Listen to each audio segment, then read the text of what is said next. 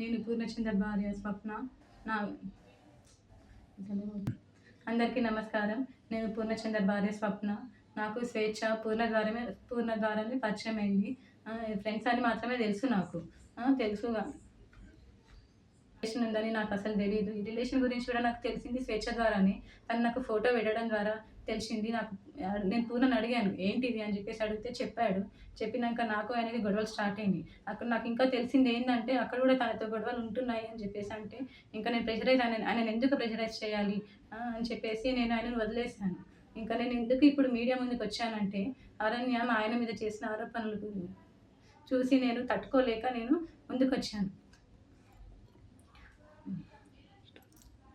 నేను మీడియా ముందుకు ఎందుకు వచ్చానంటే, ఇప్పుడు స్వేచ్ఛ కూతురు అరణ్య మా ఆయన మీద నిందలేస్తుంది. ఆ నిందలు నేను చూసి తట్టుకోలేక నేను వచ్చాను బయటికి. నా పిల్లలతో పాటే అరణ్యను కూడా సరిసమానంగా చూసుకున్నాడు పూర్ణ. చూసుకున్నాడు. తనకి స్కూల్లో జాయిన్ చేశాడు, ఫీజులు కట్టాడు. నా పిల్లలకి బట్టలు తీసుకున్నప్పుడు ఆయన కూడా తీసుకునేవాడంట.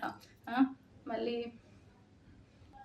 నేను నీ కన్న తండ్రి కూడా వదిలేసి వెళ్ళిపోయిండు. వెళ్ళిపోతే కూడా పూర్ణ ఆ స్థానం తీసుకున్నాడు. కన్న తండ్రి కన్నా ఎక్కువనే చూసుకున్నాడు. నా కూతురుని ఎలా అయితే చూసుకున్నాడో నిన్ను కూడా అలానే చూసుకున్నాడు అరణ్య. కానీ నువ్వు ఇలాంటి నిందలు వేయడం కరెక్ట్ కాదు. ఇంకా స్వేచ్ఛ కూడా చాలా నన్ను టార్చర్ పెట్టింది. ఈ విషయం తెలిసినాక కూడా నేను డిప్రెషన్లోకి వెళ్ళిపోతే నన్ను పూర్ణ కాశీకి తీసుకెళ్ళాడు. కానీ మైండ్ రిఫ్రెష్మెంట్ కోసం తీసుకెళ్తే అక్కడ కూడా ఫోన్ చేసి సతాయించింది. ఎందుకు తీసుకెళ్తున్నావు, ఆమె ఎవరని చెప్పేసి నువ్వు తీసుకెళ్తున్నావని సతాయించింది. ఆయన ఫోన్ లిఫ్ట్ చేయకపోతే నా ఫోన్కి చేసి సతాయించింది. అసలు ఎక్కడికి తీసుకెళ్ళినా, ఫంక్షన్కి వెళ్ళినా, ఎక్కడున్నా కూడా నువ్వెందుకు ఆమెతో ఉంటున్నావు, నా దగ్గరకు వచ్చేసాయి అని చెప్పేసి చాలా బ్లాక్మెయిల్ చేసింది. ఎప్పుడు చూడండి స్లీపింగ్ పిల్స్ మింగడము. నాకు ఆడపిల్ల ఉంది. స్వేచ్ఛ కూతురు అరణ్యాన్ని కూడా పూర్ణ నా కూతురు లాగానే చూసుకున్నాడు.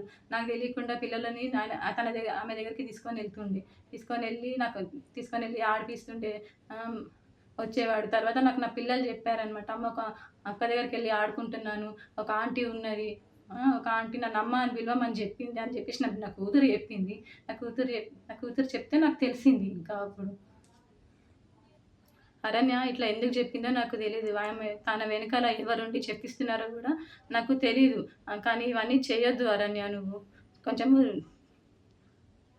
మా ఆయన మీద నాకు నమ్మకం ఉంది. ఆయన అంత చెడ్డ మనిషి కానే కాదు. ఇంత చేరదీసిండు నిన్ను అరణ్య. మీ మమ్మీని ఇంత చేరదీసినా కూడా నా బతుకుని మీ మమ్మీ ఏం చేసిందమ్మా, తీసుకుపోయి మమ్మల్ని రోడ్డు పాలు చేసేసింది. ఇప్పుడు నా జీవితము ఏంటి, నా పిల్లల భవిష్యత్తు ఏంటి అరణ్య?